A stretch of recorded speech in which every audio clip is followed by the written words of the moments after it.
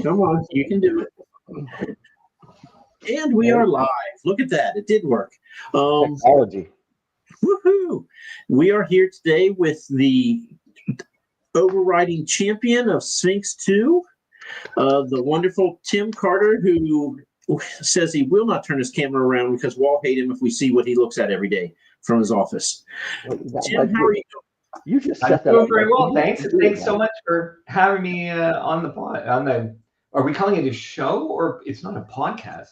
It's a Call it show. whatever you want. I'm sure it's been called horrible things by many people. So, well, I'm very pleased to be here. Whatever name this is. I mean, it wasn't enough to make you shave to fit in, with the Bald&Balding moniker, but we're okay with that, I guess. I'm out in the wilderness here, so this is my wilderness look. Okay. I kind of want you to turn your camera around now. Well, let's see. I wish there was deer playing with my dogs in the thing here, but this is my office. This is the view. I don't know if I can get it back That's wide what you have enough. to stare at all the time. And then, like right down here, there's usually wild animals just kind of hanging out, and the birds will come. And I got two dogs that like to play with them. So I'll often have my dogs running along the fence line and the baby deer running along the other side of it. And you said you're on an island, so how far are you from water? Maybe 100 meters, 110 yards. Wow. Good grief. Yep. Nope, we don't hate you, but we're very, very jealous. Yeah. I'm very spoiled to be out here. I got to say, I'm in a little writer office. It's like the whole front of it is glass. It's 10 by 10, but it's just beautiful. There's nothing here to distract me. It's just all right. Nice. We need things to distract us, though, right? Because you can't really write unless you're distracted by 101 different things, right? I try to go with the, turning off social media and just locking into whatever I'm doing, at least for a few hours. If I can pull off maybe 3 hours, I feel pretty good. Yeah. Tim McKay, your fellow Canadian, is here. That's right. I saw that. Border Day. So tell us first of all about your newest book is Jester, correct? Yes, this is Jester. It just came out maybe 2 weeks ago. So it's a full-length novel where Major Domo obviously was a novella. It's set in the same world in a shameless imitation of Terry Pratchett's Discworld. So different characters, completely different situation. It's a more political story, it's a cozy, stabby story that's more about politics, but totally very similar and aiming for the same kind of feel and reader experience, I would say. Cozy stabby, a new subgenre now? Somebody put that in a Goodreads review of Major Domo, and I thought I'm never going to invent a better tagline than that, so I'm stealing it. Stabby is a great. They should add that into the list of things for your keywords for Amazon. I'm hoping I can convince people to adopt it so that I can sort of finally get a leading position in a subgenre. There you go. So Tim, I have to tell you that this is a rare honor. I've actually started reading Major Domo. My goal was to finish it before tonight, but that didn't happen. But I'm about 20% in, and I'm absolutely loving it. And the idea of a club-footed kobold is your protagonist. I love that. Thanks. Well, as you can probably tell, I play a lot of role-playing games and have done so, for coming on 40 years now.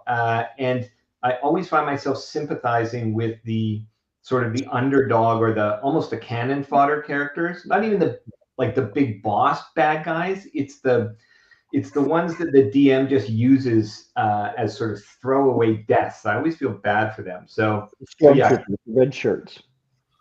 Exactly. They're D&D red shirts. So the Major Domo, the hero, is a kobold with a club foot, and in my playthrough of Baldur's Gate anyway, the kobolds are always running away, and so I just thought, well, it would be fun if he can't run. And then in Jester, it's a goblin who's been captured and turned into a latrine slave, and his his sort of journey is to find himself by becoming involved in the politics of the castle, that he, is sort of like the lowliest of menial servants in. And the book I'm writing now is about a familiar who's tired of being sent on suicide missions. So it's awesome.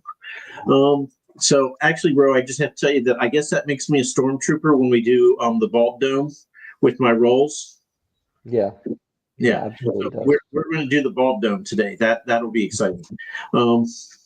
But so when did Major Domo come out?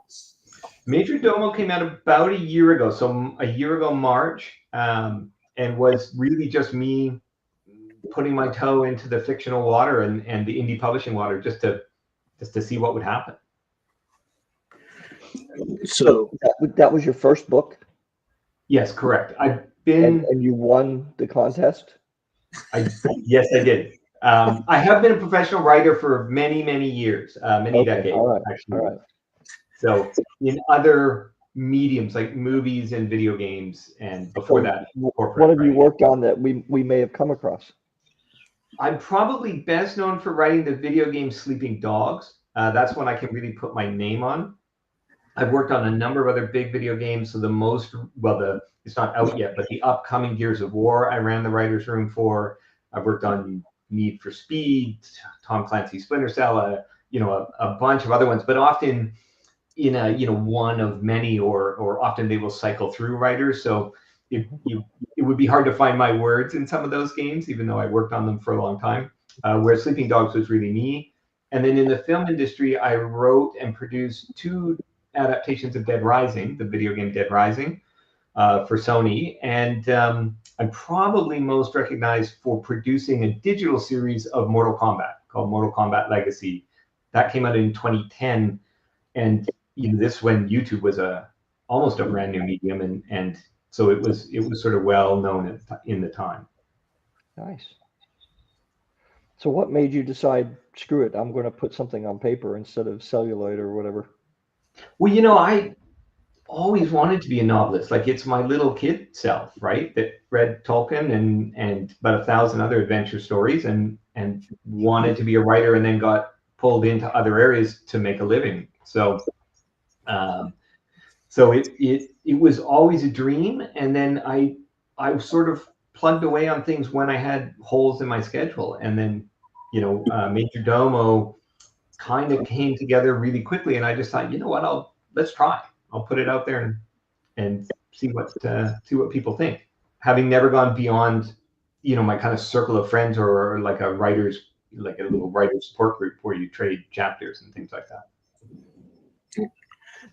So I want to circle back. You told us this before we went live. You had a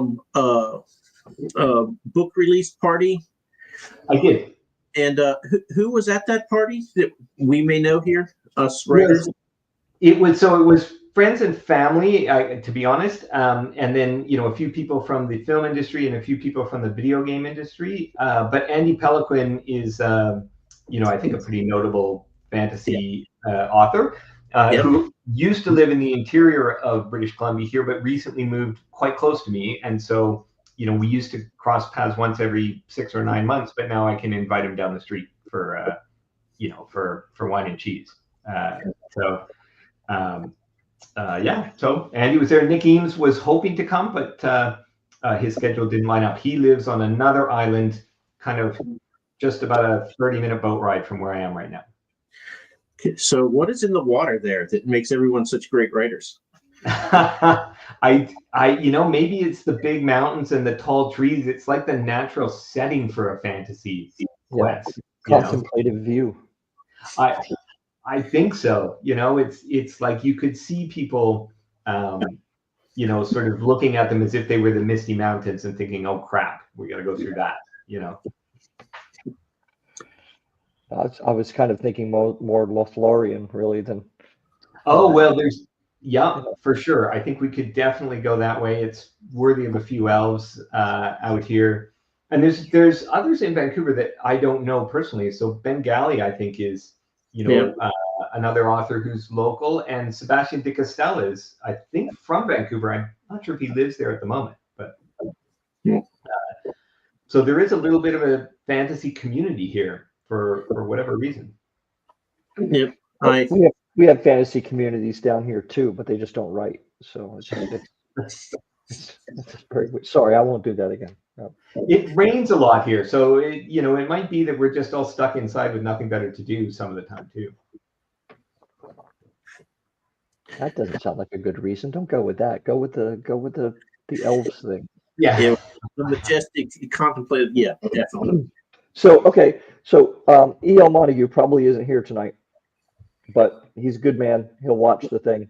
So for E.L., I am going to ask what the poster is behind you.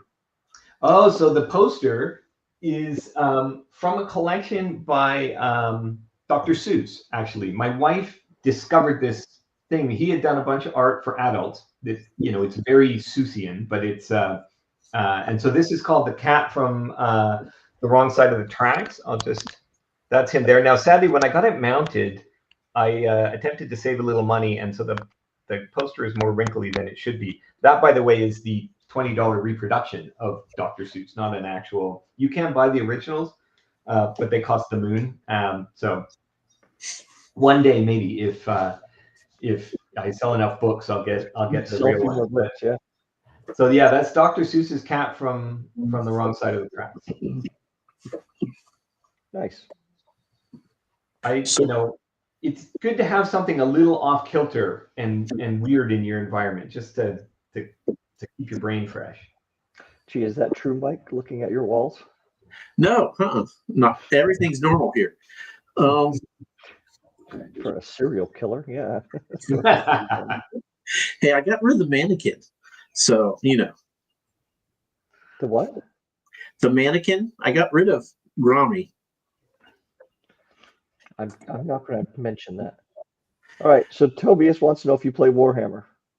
I do not, or at least I have not for decades, so I don't have a good answer to factions. I'm a Civ fanatic, so I'm playing Civ 7 at the moment and learning how to have fun with it. Do you like it? Oh, that's a tough question. I want to say that I don't, but I keep diving back into it. So there must be something going on there, but not as much. I got it early, and I played it like maybe 30 minutes so far, which I'm very embarrassed to say. So I don't really know much about it. My son played with it a little bit more and said, "Dad, they don't have the workers in it anymore."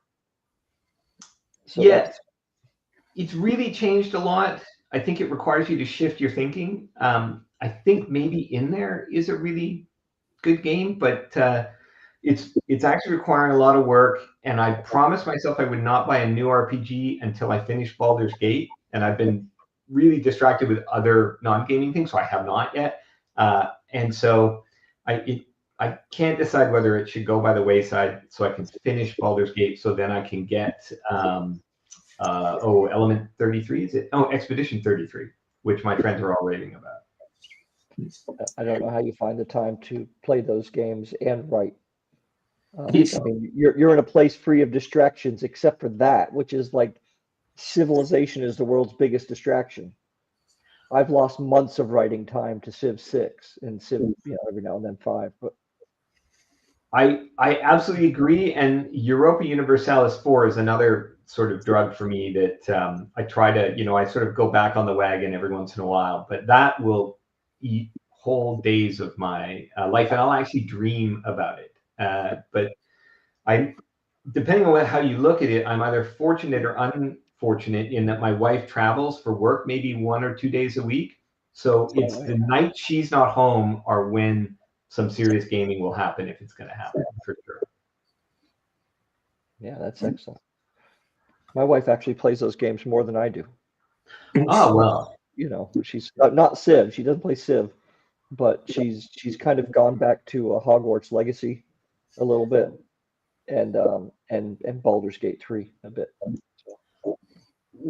My wife doesn't play video games much, but we play a lot of board strategy games. So we were just learning. Oh gosh, where's my head? We were just learning a new one yesterday. The name's going to come to me. And we've been playing Azul. So we were playing Azul Gardens, and yesterday we learned Azul Duel.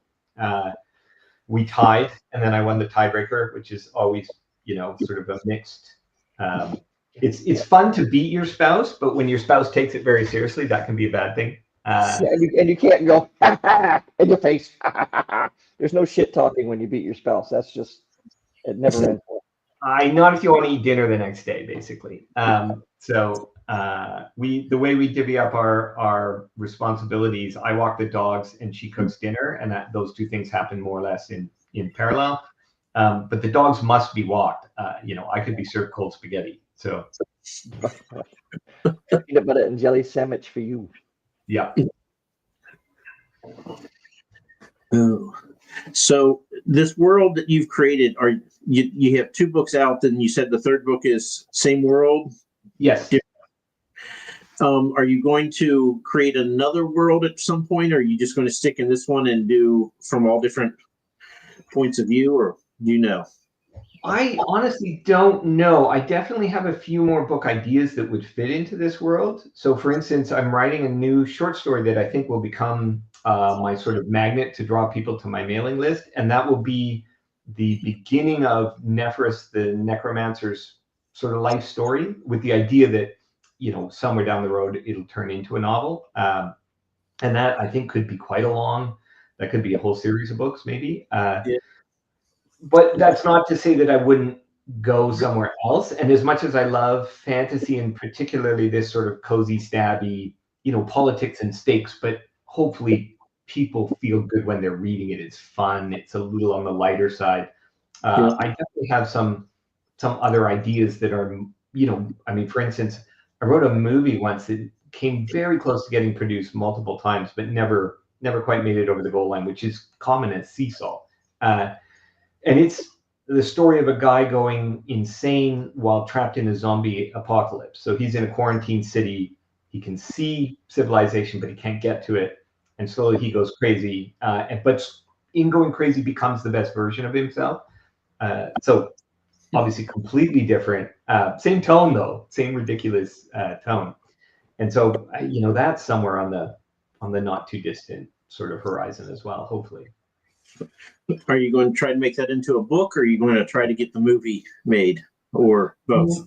I think in the current environment, it's better to write it as a book. The script is done. It as I say, it got very close to getting made a couple of times, and just never quite got there. And so I think now I'll just write it as a book, and in a perfect world, the book would in turn sort of spark interest in the movie. But the both video gaming and movies at the moment are really in sort of financial crises a little bit, and their business models are a little sort of in flux. And so I think it's a lot more attractive to write a book, because you can finish the book, and then how you're going to publish it, that's relatively stable. Do you find it difficult to go between writing for a script and then writing for a novel? Because they're very different skill sets, right? Yeah, you definitely, it takes a little bit of transition, and I would say I had to relearn a lot of things for fiction. I wrote film and TV scripts for pretty close to 20 years, alternating that with on-set production. That was my main gig, and then slowly evolved into writing video games as well. And those two things are quite different, but they have more similarities than, say, going to fiction, because in some sense you're still some parts of video games are shot like a movie, and so the scripts look exactly like a movie script, and then other parts of them you're still sort of telling a moving narrative where the camera is important and things like that, and you're not describing the environment, right? The environment is described by the visuals. Whereas the novel, I really, on Major Domo, I actually had to go over it based on some friends were like, you don't really ever describe what any of these rooms look like, or what people are wearing, or, like, you guys talk great, but they, we can't really envision this world. It's like, oh yeah, okay. That's something somebody else had that job before, right? Yep. I have to wonder. So I've known broadcasters and things like that, and I've worked on types of newspapers, and it's very difficult to look at one. Just like my broadcaster friends, it was difficult for them to watch the news without kind of looking at it as in the professional sense, right? Sure. They would see all the things.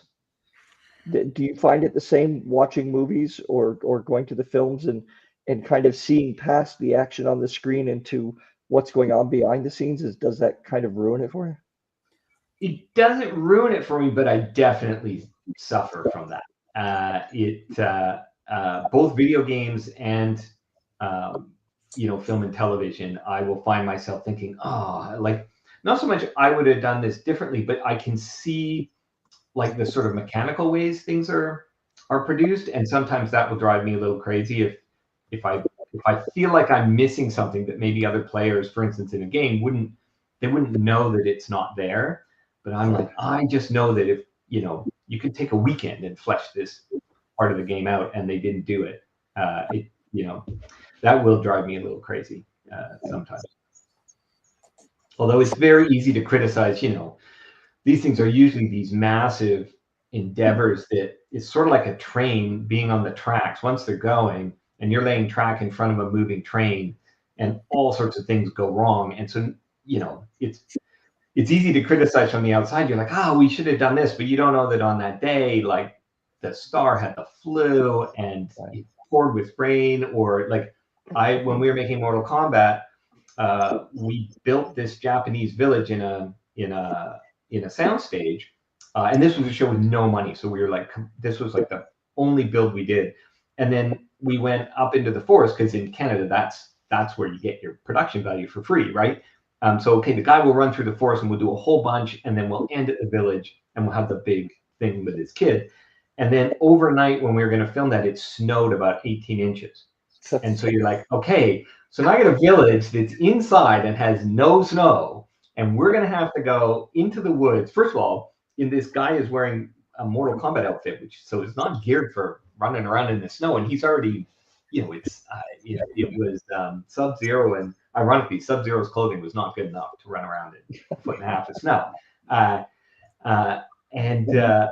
So now what do you do, right? So you've got to sort of hold the thing together with duct tape and find some solution at the very last second. And so probably someone somewhere is going, that fake snow looks fake, or how come there's only like 2 inches of snow in the village, but the guy was wading up to his knees over there. Those guys don't know what they're doing. That sort of thing happens all the time. So talk to me about Sphinx. When you first started, when did you think like, hey, people sort of like my book? Because I've done several of these and I've been cut like immediately, like they race to see who can cut me first. So what was it like when you start? Were you just kind of like, hey, I just want to, just glad my book is out there? Were you thinking, let's see how it stacks up? What were your thoughts going in, and what was it like as you kept getting deeper and deeper in the competition, and you're like, wow, I'm still alive. People seem to like this. Yeah, it was very much that. So I am a complete rookie indie author, so I had no idea what I was doing. Somebody, and I can't remember who it was now, because I was on another show last week and they asked me, and for the life of me, I can't remember, but someone told me you should enter these contests, right? Like enter every contest you can, but Sphinx in particular is really good. The judges are really good people. It was another author. Their name has that. I remember the exchange. I think it was on social media, but I don't know who it was. So I thought, sure, why not, right? Like it can't hurt, and maybe I'll get some reviews. At that point, I think outside of my immediate family and friends and some work connections, nobody had read it. It hadn't, I had experimented with ads. Nothing had really taken hold, and plus it's a novella, so you don't want to spend a ton of money on advertising. You'll never get it back, right?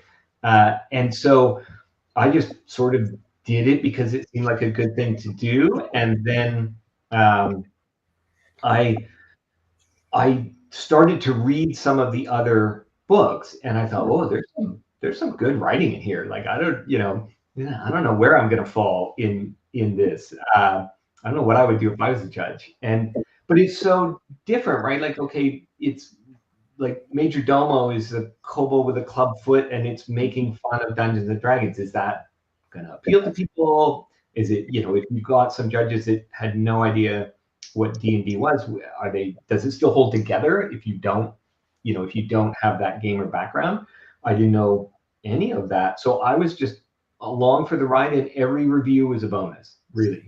And then I just kept crossing my fingers as each cutoff came, I'd be sort of biting my fingernails and hoping I made it through to the next round. And then in the final round, when they start posting numerical scores, it was even harder because it's like, okay, where I had no sense for how it was shaking down, really. I think what you did there was really clever. Whether or not it was intentional doesn't really matter, because the people who like Dungeons and Dragons, I think, will appreciate the play on it that you've done, because they've all probably had the same thought themselves, right?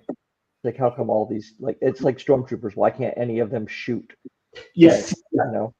And the people who don't like Dungeons and Dragons or have never played it probably appreciate it because it's kind of making fun of something they don't really understand anyway. And they can see that it's not the same, pompous,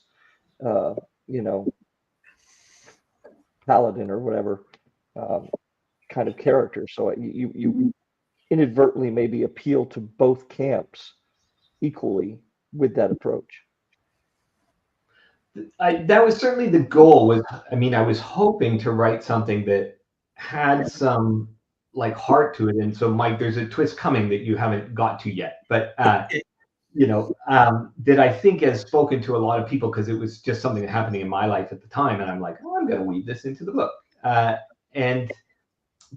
idea was that there are so many self-referential D&D jokes in there, but if you've never played, I was sort of crossing my fingers that, okay, this will still hold together as a story about an underdog who just wants to kind of protect his home. Yep. I like I said, I'm about 25% through, and when he met the gnome who had told me he had spared earlier, I was like, okay, I did not see that coming. That I really appreciate that. I was like, would not have guessed that, because I've been reading fantasy for 4 decades now. And a lot of times, like, okay, so now the big reveal's coming. Okay, yeah, now they're going to get on horseback, and you can kind of see it coming. And I had no clue. I was like, that's not what I thought was going to happen. That was wonderful. I love when that happens. So, thank you so much for that. I'm so glad you're liking it. I'm the same. I've been reading, both adventure stories and sort of spy stories, and then also fantasy stories, since I was 12 or something, right? And so, I think the smart thing for people to do is always try to write the book you want to read. And it's like, I'm not going to write Joe Abercrombie because he does that so well that what would be the point, right? I'm going to write my, the thing I'm not seeing a lot of. And obviously there's Terry Pratchett, and I was inspired, actually. So I wanted to write something I hadn't seen before, but I did read 2 or 3 that were similar enough that I'm like, oh, okay, this can be done, right? Like these books found an audience.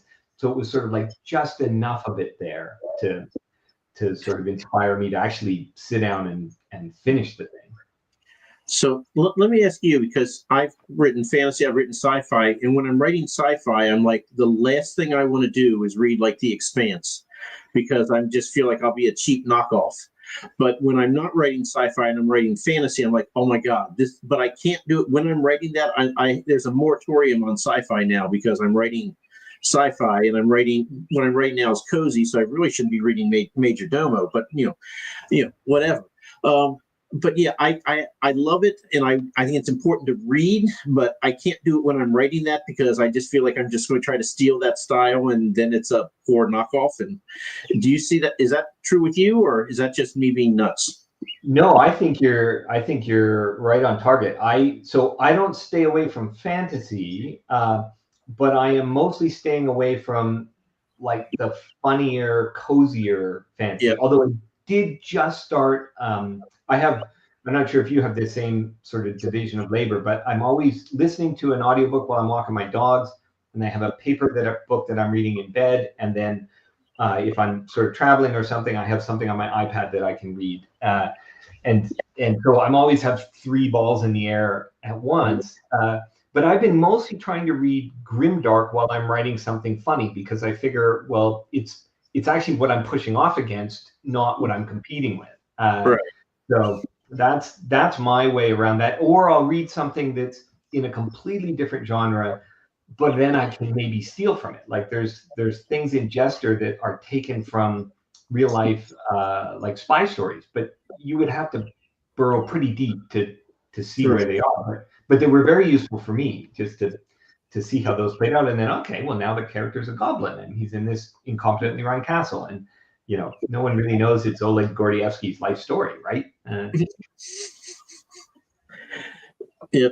So another piece of advice I got that I do, and I swear by it now, unfortunately, is Laura Huey told me that her characters, she said every time I talk, write about them, they're either sighing, shrugging, or smiling.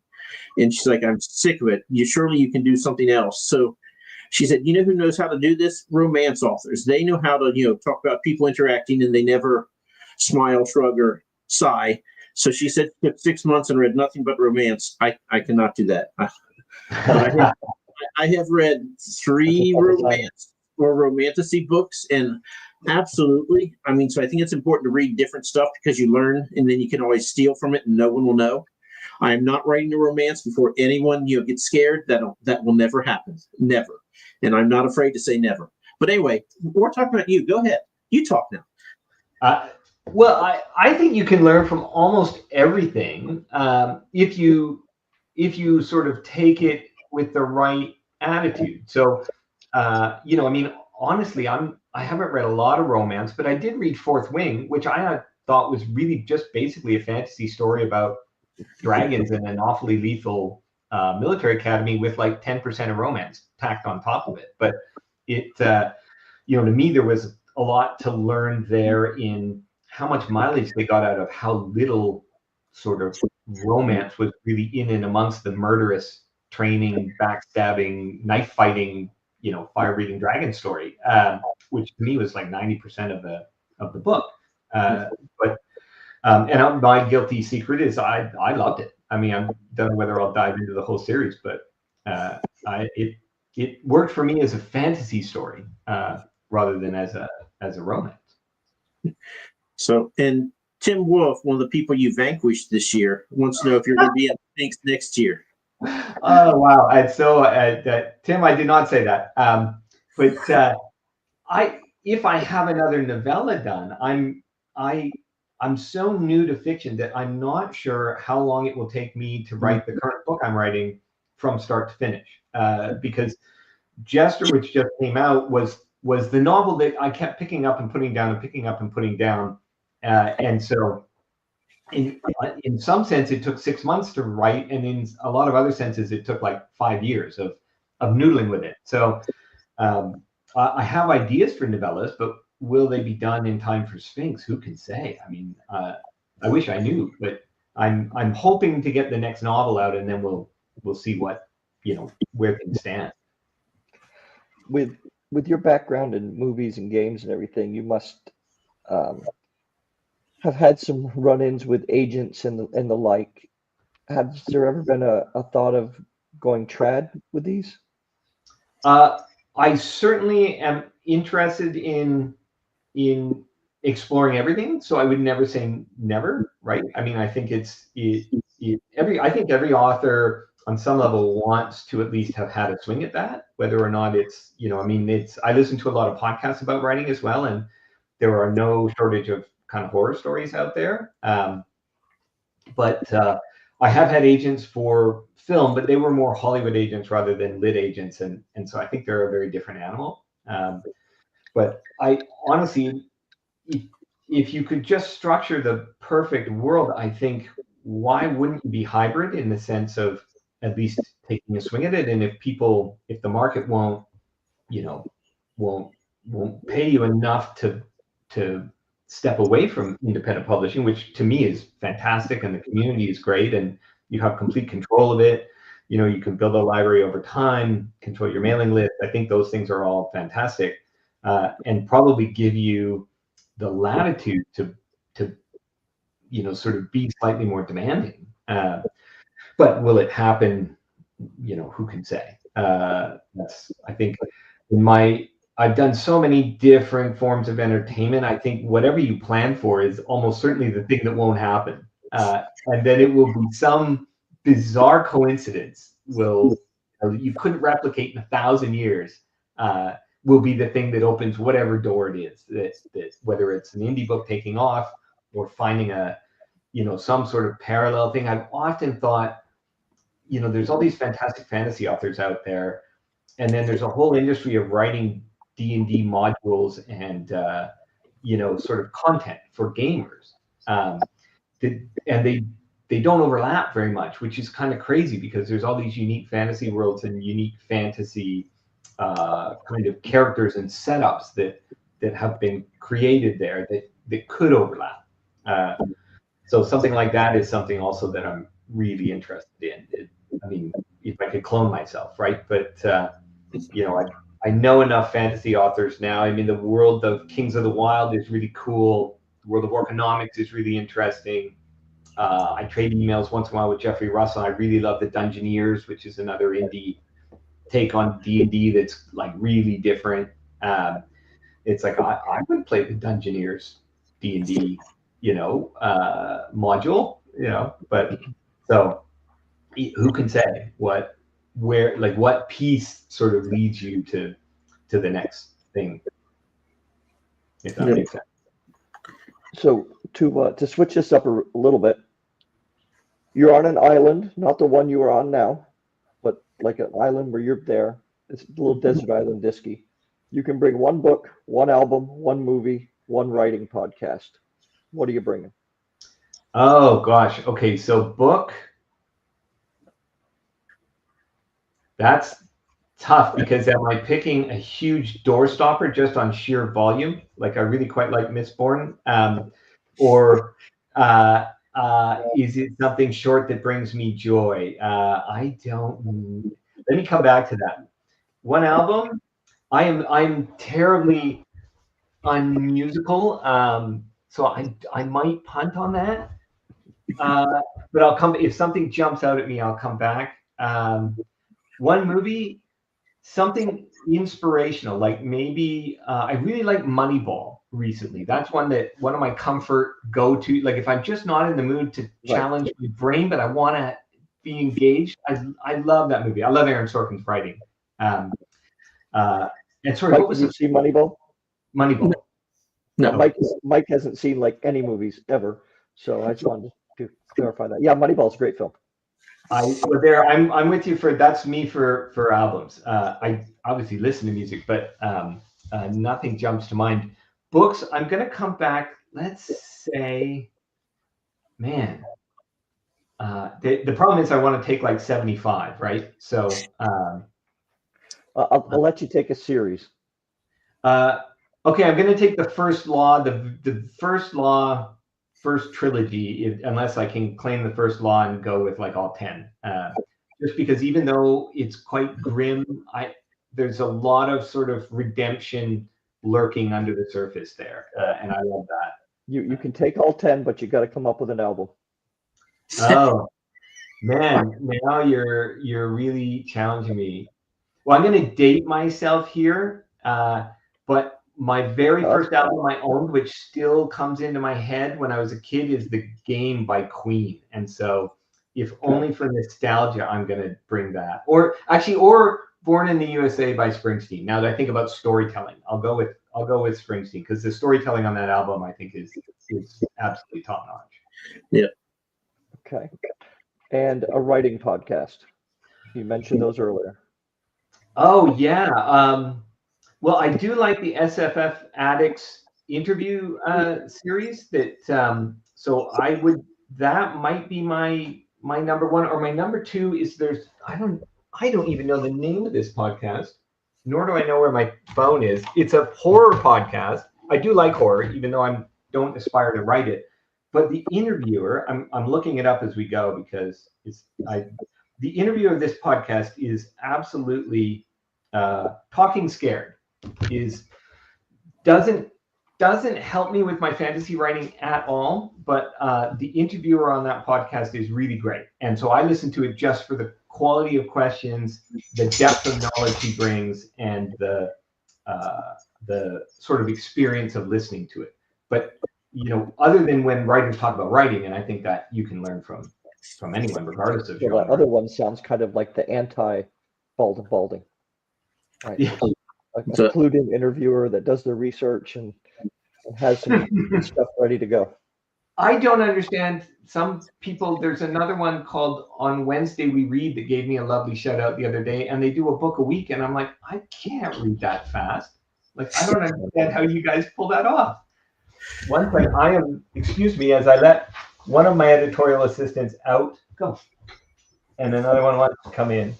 They'll start barking in a minute. I forgot that I had a fast asleep dog sitting beside me. That little hut gets better and better. Yeah. So your first one you said was SFF Insiders, right? Yes. Yeah.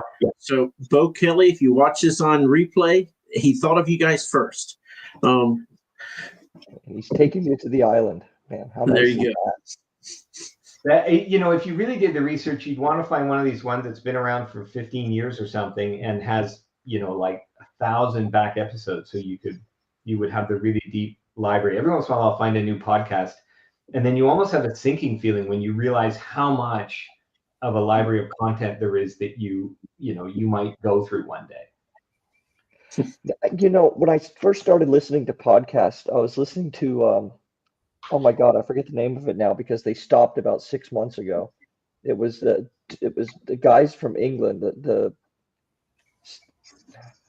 someone book show. You're not thinking of the Bestseller Experience, are you? That's not the name of it. Okay. That was two guys from England. And it stopped recently. So, who was it? Do you remember? I do not. My memory's giving me problems here. But they had a really great lineup of authors that they interviewed. Whoever was helping them book, or however they were securing authors, they were great. It was a something show. Might find a question. I'm going to have to sit here and think of this because it will drive me absolutely insane if I don't. Well, I was just going to ask if it's time for the Bald Dome or not. You set that up. Go ahead. Okay, so as a D&D player, you should be familiar with the idea here.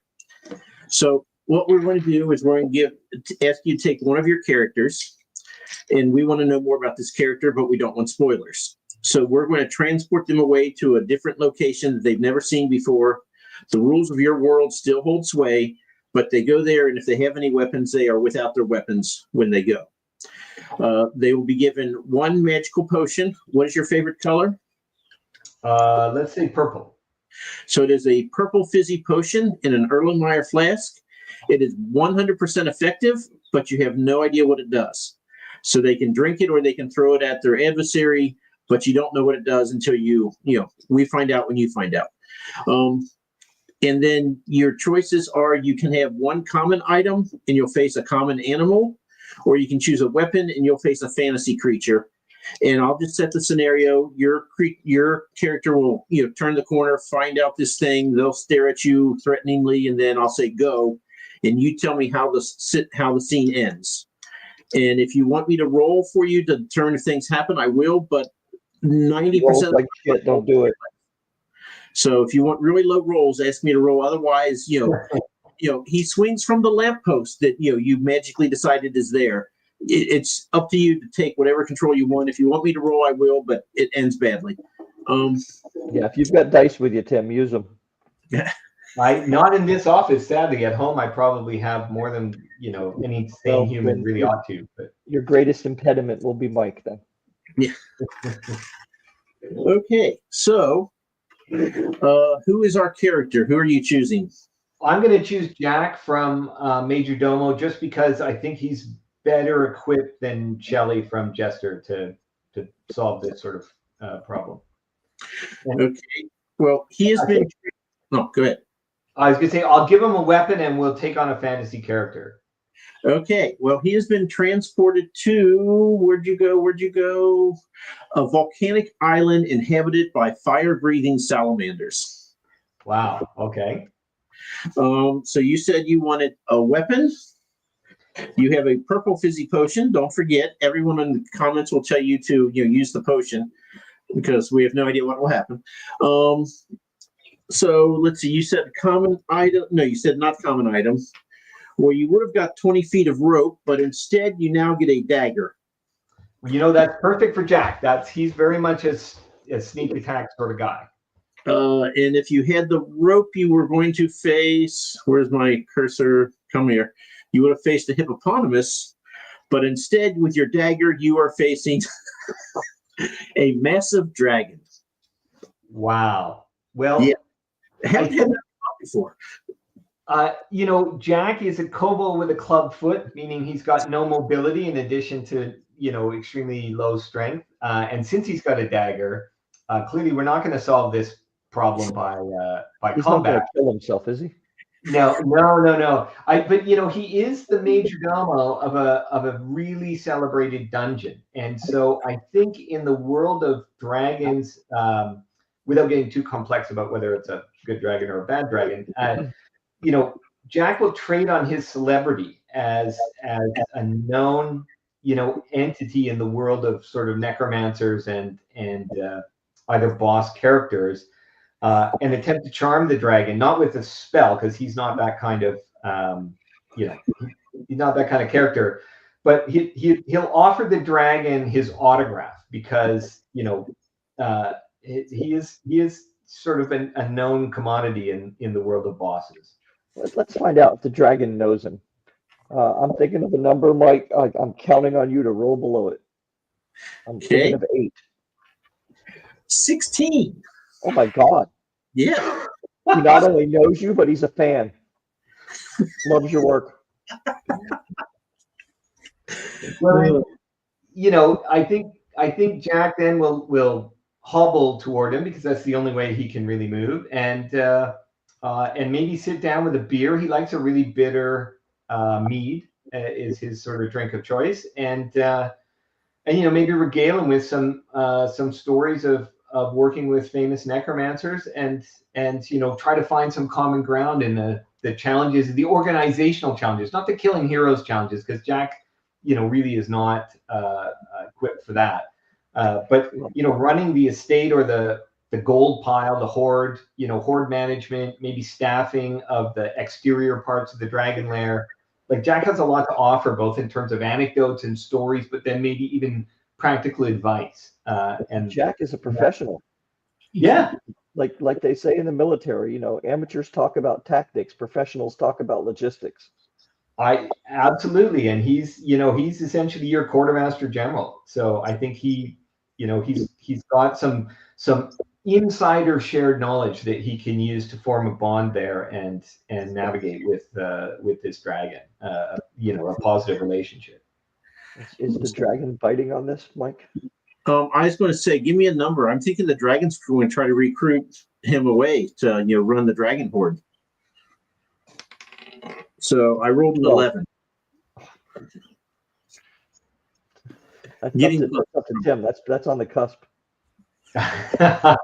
Well, by the end of Major Domo, Jack, I don't want to. We won't give away any spoilers, but he's open to new career paths. So I think there might be a win-win there. It's a dragon in its prime with logistical needs where his, he would find value. A big part of his character is, obviously as a kobold with a club foot, jobs that provide status and a sense of family and a sense of belonging and like some kind of like self-worth are few and far between. So they're, you know, he might be open to that offer. So what you're saying then is that a dragon at the center or at the bottom of a dungeon isn't there as punishment.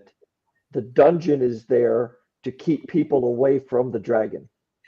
Oh, yes. Yeah, that's Right. They're Okay, so he's hired him to build his protective fortress around him.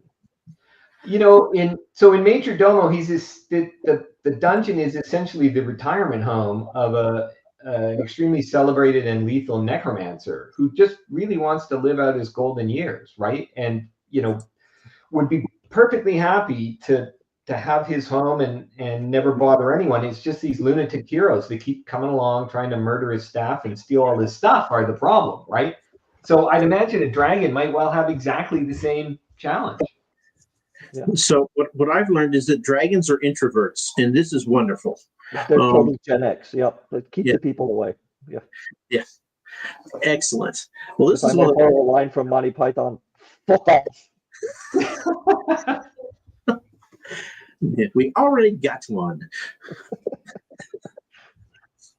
You know, someone's got to run these secret layers. They don't run themselves, you know. And if you want it to work well, you need competent staff. I mean, Yeah.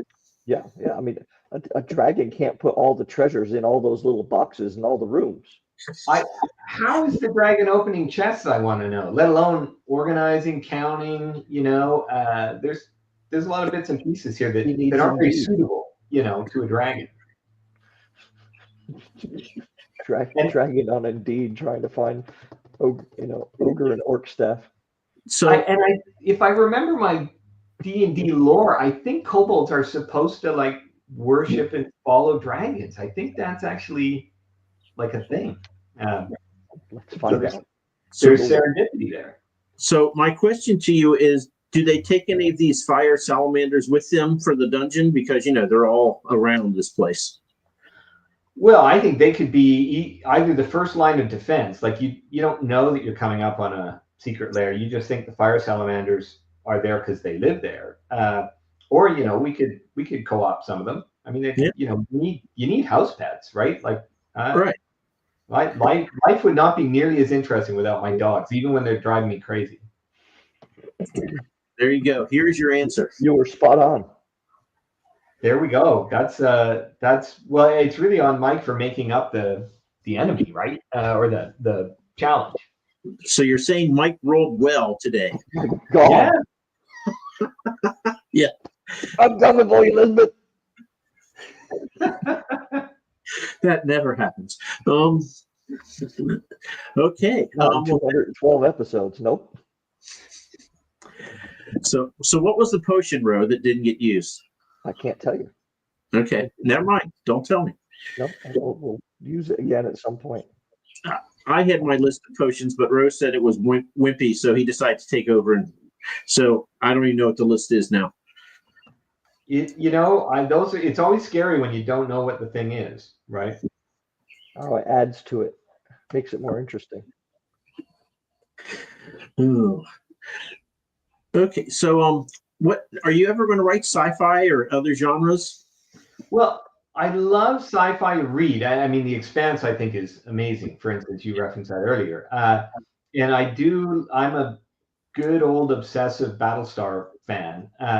So, you know, I think because I love it so much, there's a lure there. For whatever crazy reason, I feel more comfortable in fantasy right now. But I wouldn't, you know, I would imagine myself kind of expanding in like half steps. So like urban fantasy, I think is the natural, you know, sort of like kind of one jump, you know, and way back in the day, the one thing about working in film and TV for so long is I have all these story ideas that never got into production, and many of them are, you know, a few were adaptations of things, but mostly they're things that I sort of own, right? So I could just take them and go. And there were a couple urban fantasy ones in there that I thought were a lot of fun.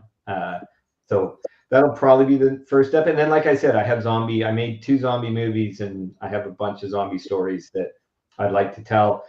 Although I guess you could set them in a fantasy world. There's some fun crossovers there. If you're in a quarantine city dealing with the zombie apocalypse, but the whole thing is fantasy, I think that there's interesting potential there. Zombies and fantasy. I don't think I've seen that. I think that needs to happen. Everyone will be better equipped for stabbing them in the forehead with swords than they would be in a modern day setting. I mean, they're sort of halfway to that already in a way. Yeah, I mean, zombies, you shoot them and they're like, okay, whatever, and they just keep coming. Yeah. Or mashing something up, zombie vampires or something like that, just for fun. I mean, why not get ridiculous, right? I think that's where the real fun is. So I'm not sure what a zombie vampire would look like, but there's a great book by Justin Cronin called The Passage that's they're kind of zombie vampires in a way, the bad guys. Some of the sequels didn't hold my attention as well, but boy, the first one is great. I think a zombie would be interesting if they were the prototypical D&D paladin. Really stuck up, rich, pompous, but a zombie. Yes, and they'd have to have some like ethos or system, like where they said they were the top of the food chain, right? They're not going to eat the brains of stupid poor people. Yes, yeah, an elitist zombie is what you're saying, right? Exactly, an elitist zombie. Yeah. Oh, you're off and going, brother. This is clearly your story, not mine. I'm all over that. I'm gonna make a note. That sounds like gold to me. I love that kind of thing.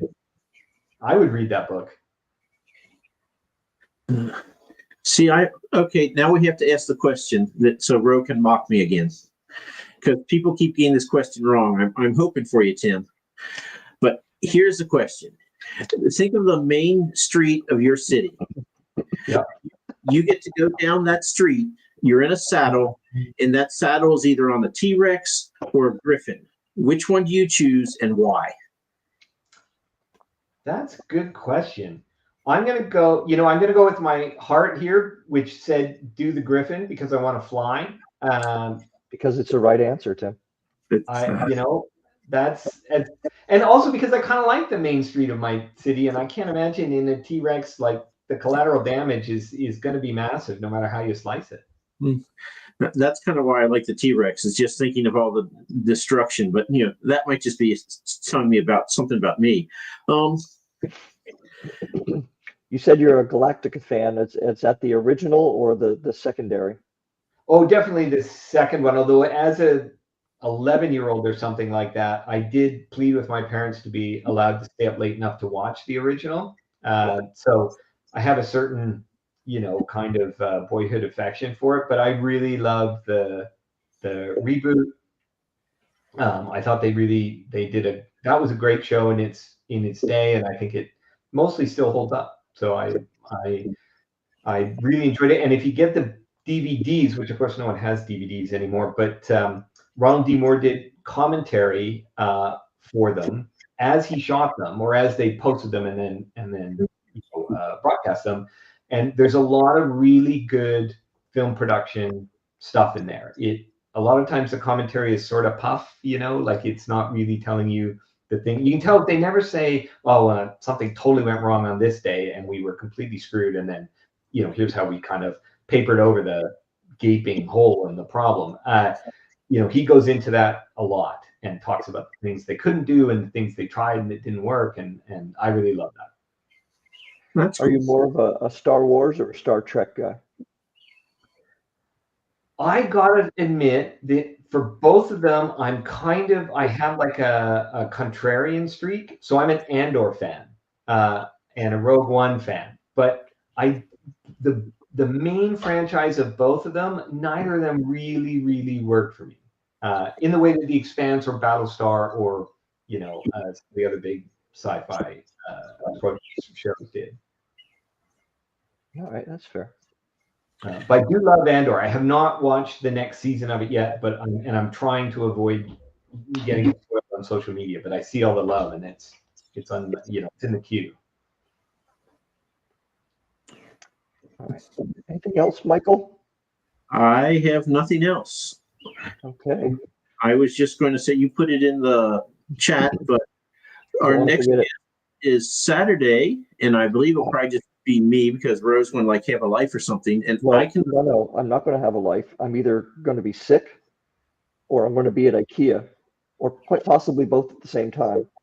Because as you can see behind me, my little, work apartment that I have to be in 5 days a week now. Thank you, U.S. government. Doesn't have a place to sit other than this very uncomfortable chair I'm in right now. So I need a couch. Well, our guest is this person, and I cannot pronounce his name because I can barely manage English and Portuguese is just way too much. I couldn't. I couldn't put the little squigglies over top because I don't know how to do that. So, where's it calling from? England. So we've had English guys in France. Now we have a Portuguese guy in England. Yes. Okay. Come on, Europe, get your shit together. That makes perfect sense to me because when you go to Portugal, it's full of Englishmen. So there has to be some balancing of the scales there. Well, every place is full of Englishmen, isn't it? I mean, really, they're everywhere. Especially if it's sunny, I think. They just flee there or they're drawn there like moss to the flame. I'm not sure which, but. All right, okay. So Saturday at noon. Thanks for our B&B scheduler. We need to fire that person. 3, not noon. It says noon on the. Oh, I think it's 3. I should check that. Yeah, we need to fire the scheduler. that needs to happen. Hold on, I'm on the page right now. Excuse me. And it says 12 p.m. Okay, I'll double check and see if that's right or not. He might be calling in 3 hours late. Anyway, it's Saturday sometime. And check the page. Wait till you get your, warning or something. I don't know. Stay on Twitter all day and wait for the. We're obviously expecting a big crowd now. Yes. Yes, all of our Portuguese fans, I'm sure, will be watching. Well, Tim, out there on your little island off BC, I know it's probably only, about 5 o'clock there? That's correct, yeah. You still have a couple of hours of lovely daylight to go down to the beach and walk your dogs and just enjoy the hell out of that little paradise you're sitting in. And thank you for taking some of that lovely time and spending it with 2 very unlovely dudes. We appreciate it. Well, thank you so much. It's been a real pleasure, and I really appreciate the invitation. It was a great conversation. So, and I absolutely am taking my dogs. They're sitting outside now looking at me like, dude, it's walk time. What are you doing? Time to go, brother. We will go up into the forest. It's what they do. Nice. And congratulations again on your Sphinx win, and good luck if you decide to join again. Even though the other people who are in it as well probably aren't wishing you quite as much good luck. I'm not in it, so go get them. Give them hell. Thanks so much. I'll be sure to reach out to Tim, and we can duel it out again. All right, the Timocracy has spoken. There you go. Okay. It's time to wave awkwardly, everyone. Right. Thanks, everybody. Thanks so much.